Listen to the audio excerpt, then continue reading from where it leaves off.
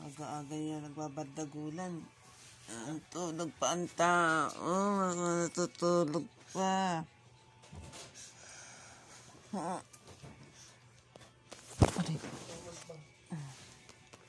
Liwanag na ha. Natutulog pa, 5:30. Umaga, Diyos ko.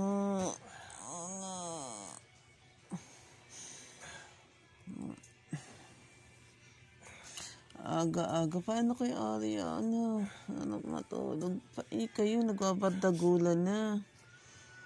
Ha? Nagbabadagulan na kayo ni Bunso?